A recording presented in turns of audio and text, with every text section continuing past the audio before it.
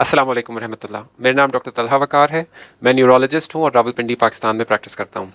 अगर खुदा न ख्वास्ता आपका कोई मरीज़ हस्पताल में दाखिल हो या दाखिल है तो नई नई टर्म्स सुनने को मिलती हैं एक अटेंडेंट को, और ख़ास तौर पे अगर वो मरीज़ सीरियसली इल हो तो आईसीयू के डॉक्टर्स कुछ ऐसी टर्म्स यूज़ करते हैं जो कि आम लोग वाकिफ़ नहीं होते जिनसे, और अगर आपको उन टर्म्स की समझ हो तो आप बेहतर तौर पर अपने मरीज़ की केयर कर सकते हैं, बेहतर तौर पर उसकी कंडीशन को समझ सकते हैं और बेहतर तौर पर उसके मुतालिक डिसीजन मेकिंग कर सकते हैं। उन टर्म्स में से पहली टर्म है लाइफ लिमिटिंग इलनेस। अंग्रेज़ी ज़बान की इस्तिलाह है, इसका लिटरल मीनिंग उर्दू ज़बान में यह है कि ऐसी बीमारी जिससे मरीज़ की ज़िंदगी शॉर्ट हो जाए, कम हो जाए।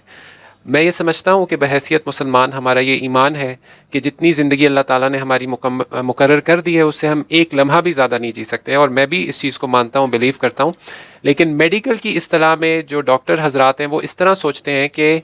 जैसे एक मरीज़ हो जिसको कोई और ऐसी यंग एज में बीमारी ना हुई हो, मिसाल के तौर पे कैंसर या कोई और ऐसी कोई ट्रॉमा, एक्सीडेंट, तो अगर ये कुछ उसको ना होता तो जो एक एवरेज लाइफ स्पैन उस माशरे के एक फ़र्द का है उससे कंपेयर करते हैं इस मरीज़ को, और उसकी बुनियाद पे उसको लाइफ लिमिटिंग इलनेस कहते हैं। अमूमन जब ये हम इस्तिलाह इस्तेमाल करते हैं तो किसी सीरियस इलनेस की बात हो रही होती है, और जो मेन एग्ज़ाम्पल एक सीरियस बीमारी का है वो कैंसर है।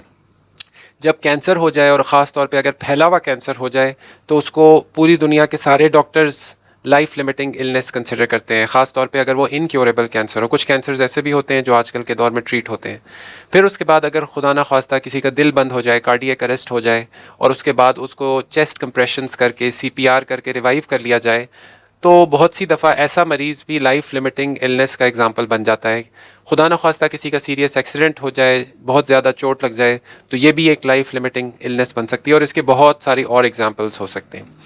लाइफ लिमिटिंग इलनेस के बाद जब मरीज़ हस्पताल में दाखिल होते हैं तो आईसीयू के डॉक्टर्स उनके अटेंडेंट से आके मुमकिन है कि ये बात करें, ख़ास तौर पे अगर मरीज़ की रिकवरी के चांसेस कम हों तो वो अटेंडेंट से डिस्कस करते हैं एक चीज़ जिसे हम कहते हैं goals of care. Goals of care का लिटरल मीनिंग उर्दू ज़बान में है कि जो हमारे मकासद हैं इस मरीज़ का इलाज करने के वो क्या हैं, और हम उसको हासिल करने के लिए किस हद तक जाएंगे। बहुत सी दफ़ा डॉक्टर हजरात को, ख़ास तौर पे जो एक्सपीरियंस डॉक्टर्स होते हैं, उनको ये वाज़े हो जाता है कि जो ट्रीटमेंट हम मरीज़ की कर रहे हैं वो कहीं नहीं यानी हमें पहुँचाएगी, मरीज़ का कुछ ख़ास फ़ायदा नहीं होगा, और जिसे हम कहते हैं फ्यूटाइल एफ़र्ट्स हमारी चल रही हैं, और मरीज़ का फ़ायदा हो या ना हो ख़र्चा बेशुमार होता रहेगा, डॉक्टर्स की एफ़र्ट्स होती रहेंगी, और वो ज़ाया होने के बहुत चांसेस हैं।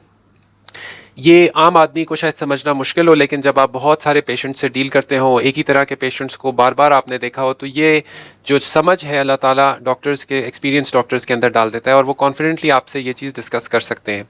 जब ऐसा लगता हो कि केयर की जो हमारी कोशिशें हैं वो फ्यूटाइल जा रही हैं, यानी उनका बेमकसद हैं वो, तो बहुत दफ़ा डॉक्टर्स ये मशवरा देते हैं कि इस पेशेंट की केयर को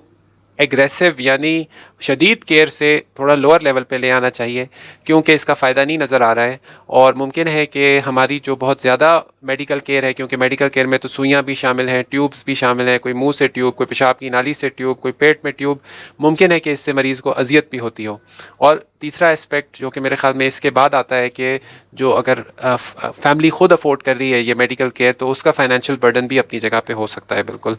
तो बहुत दफ़ा डॉक्टर साहिबान ये मशवरा देते हैं कि अगर फ़ायदा नहीं नज़र आ रहा तो गोल्स ऑफ केयर को डी एस्केलेट कर दिया जाए, यानी पीछे की तरफ लेके जाया जाए, और हल्की केयर पे मरीज़ को मौका दिया जाए। और अगर अल्लाह ताला की ऐसी मर्ज़ी हो, कभी कभी हल्की केयर पे भी अल्लाह ताला शिफा अता फरमाते हैं, और कभी कभी जो है ना वो हल्का केयर करना जो एक नेचुरल कोर्स ऑफ लाइफ है, यानी कि ज़िंदगी के बाद डेथ में कन्वर्ट हो जाती है। गोल्स ऑफ केयर एग्रेसिव हो सकते हैं या नॉन एग्रेसिव हो सकते हैं,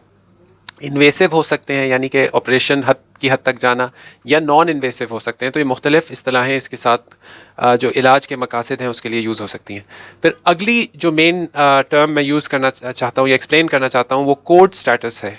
यानी आईसीयू में जब कोई सीरियस मरीज़ दाखिल होता है तो आईसीयू के डॉक्टर साहिबान ये अमूमन आके फैमिली से डिस्कस करते हैं कि इनका हम कोड स्टेटस फुल रखना चाहते हैं। इसका मतलब यह है कि अगर मरीज़ का दिल बंद हो जाए तो हम चेस्ट कंप्रेशंस करेंगे या शॉक्स लगाएंगे,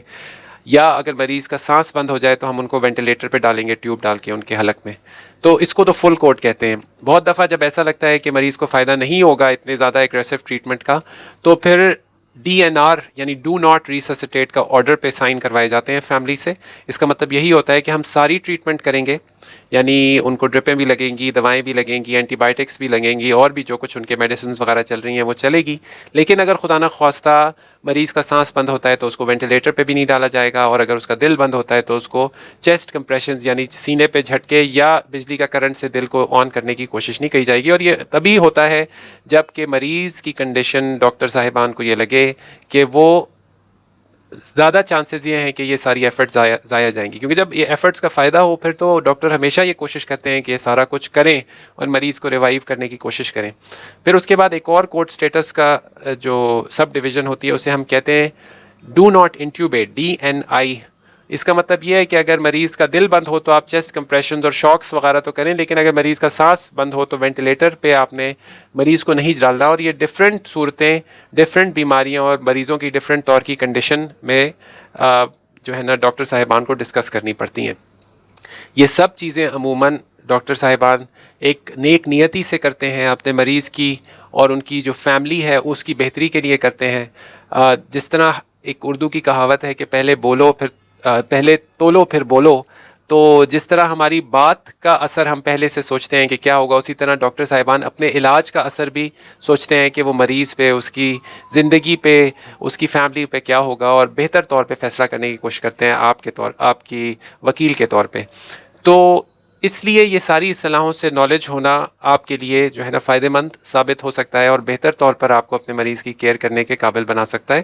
میں امید کرتا ہوں کہ اس سے نالج سے آپ کی علم میں اضافہ ہوا ہوگا. اپنا بہت خیال رکھیے گا، مجھے اپنی دعاؤں میں یاد رکھیے گا. السلام علیکم ورحمۃ اللہ وبرکاتہ.